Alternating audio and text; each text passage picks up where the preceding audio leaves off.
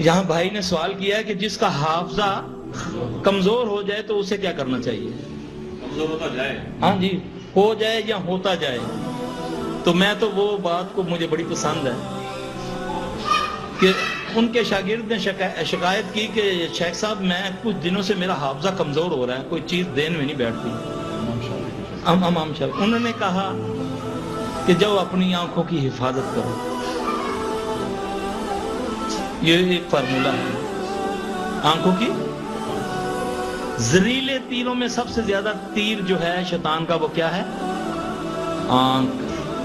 بس باقی رب زدنی علما پڑھو، اللہ کے فضل سے انشاءاللہ العزیز آپ کا حافظہ بڑھے گا. اللہ کے ذکر کو آپ اپنی زبان پر تر رکھیں، چلتے پھرتے لا حول ولا قوت الا باللہ پڑھیں. اللہ کے نبی صلی اللہ علیہ وسلم نے فرمایا کہ میں تمہیں عرش کے خزانوں میں سے ایک خزانہ نہ دوں. صحابہ نے عرض کی یا رسول اللہ ارشاد ہو.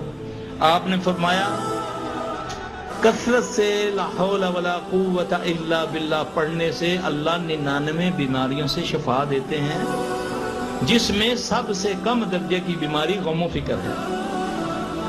اب شیطان لعنتی نے جب یہ بات سنی تو اس نے بولا میں بھی نہیں تمہیں پڑھن دینا. اس نے کیا کیا؟ مراسیوں بھانڈوں کے منہ سے اس کو نکلوایا. اب اس کو ایز مذاق کہا جاتا ہے. نبی فرمائے لا حول ولا قوت الا باللہ عرش کا خزانہ، تو یہاں پر بھانڈ مراسی اس کو ایز مذاق گانوں میں لا حول ولا قوت الا باللہ، اس کی افادیت کم کر دی تاکہ ہمارے دین میں رہی نہیں. میری بات سمجھ آئی آپ کو؟ اسی طرح یہ دعا جو رب زدنی علما، یہ اللہ نے نبی صلی اللہ علیہ وسلم کو حکمن کہا، اور نبی صلی اللہ علیہ وسلم فرماتے ہیں میں نے اگر سب سے زیادہ کوئی دعا پڑھی ہے تو رب زدنی علما. اس کو بھی ہم نے قاعدوں میں لکھ دیا، اس کی بھی افادیت ختم ہو گئی.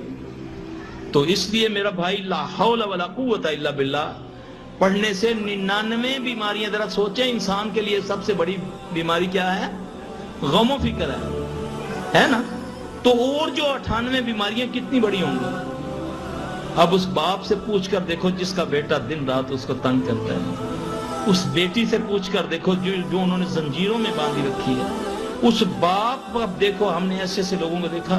ایک جگہ میں گیا، انہوں نے ایک اسپیشل کمرہ بنایا ہوا، امیر لوگ تھے، تہ خانے میں. استغفر اللہ، باپ کو زنجیروں سے باندھا ہوا. وہ روٹی پتہ کیسے کھاتا ہے؟ جیسے جانور کھاتا ہے، وہ جانوروں کی طرح کھاتا ہے. پتہ نہیں کیا اس سے بول ہو گیا، کیا اس سے ظلم ہو گیا. اللہ ظالم نہیں ہے. ما اصابک من حسنۃ فمن اللہ، تم پر جو بھی خوشیاں راحتیں آتی ہیں یہ اللہ کی طرف سے ہیں. وما اصابک من سیئات فمن نفسک، تم پر جو بھی وبال آیا سمجھو کہ یہ تمہارے اپنے نفس کے نتیجہ ہے. اور یاد رکھو کوئی تکلیف آ جائے مت ادھر ادھر بھاگو کہ ہم پر جادو ہو گیا. ہاں جادو ہوتا ہے، نظر لگتی ہے، لیکن ہمیں نجات کون دے گا؟ ان ساری چیزوں سے کون نجات دے گا؟ استاد اپنے شاگرد سے سوال کرتے ہیں بتاؤ تم جا رہے ہو، ریوڑ کا کتا تمہارے پیچھے پڑ جائے تو کیسے بچو گے؟ بھائی چائیں کرنے لگا. اس نے بولا ابے الو، ریوڑ کے مالک کی طرف توجہ کرنا، وہ دور سے ہی کتے کو شش کرے گا، وہ آرام سے بیٹھ جائے گا. تو جب تمہارے پر شیطان حملہ کرے تو پھر شیطان کے رب سے رجوع کرو، اور رب سے رجوع کرنے کے لیے کوئی لمبے چوڑے کام کی ضرورت نہیں، لمبے چلے قلے کی کام کی ضرورت نہیں. نحن اقرب الیہ من حبل الورید، میں تمہارے رگے حیات کے قریب ہوں. وہیں مسلح ڈالو گھر میں اور وہیں شروع ہو جاؤ رونا اور ضد لگا دو. لیکن دعا کی قبولیت کے لیے مین چیز عقیدہ توحید. بس یہ نہیں کہ اللہ بھی تے نال فلاں بھی، صرف اللہ. تیری ہی عبادت کرتے ہیں، تجھ ہی سے مدد چاہتے ہیں. نماز میں تو ہی بار بھی، باہر نکلا تو فلاں بھی مشکل خجا دے، فلاں بھی حاجت روا. نہیں، ایک اللہ. حاجت روا بھی وہی، مشکل کشا بھی وہی، بگڑی بنانے والا بھی وہی، داتا بھی وہی، غوث بھی کوئی وہی، بیمار کرنے والا، شفا دینے والا، مارنے والا، عزت دینے والا، ذلیل کرنے والا بھی وہی، جس کا نام اللہ ہے. یہ اگر عقیدہ ہے تو انشاءاللہ العزیز ایک دم تار ملے گی تک. پھر ضد لگاؤ کہ اللہ میرا تو تیرے سوا کوئی نہیں، مجھے نہیں پتا، مجھے دے بے اولاد کہے نہیں مینوں تے دے پتر 2 دے 4 دے 5 دے. اللہ کی قسم دے گا، میں قسم اٹھا دوں گا. بڑا غیرت مند ہے، اس کے پاس اس کے خزانے، ساری کائنات کی مخلوق کو جتنے خزانے ظاہری اور باطنی ایک ایک کو وہ بانٹ دے تو اس کے خزانوں میں اتنی کمی نہیں کہ سمندر میں سے سوئی بھگو کر نکالی جائے. تو وہ اتنا بڑا خالق، اور اس سے ہم اتنی کمزوری سے مانگیں.